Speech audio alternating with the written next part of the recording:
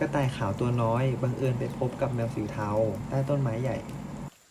เนินเขาเต็มไปด้วยดอกไม้สีสัน แมวกับกระต่ายเล่นกันอย่างสนุกสนาน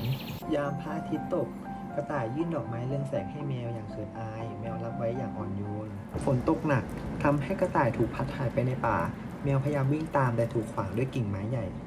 หลังพายุผ่านไปทั้งคู่ได้พบกันอีกครั้ง แมวกับกระต่ายได้นั่งเคียงคู่กันมองดูท้องฟ้ากลุ่มดาวลูกหัวใจ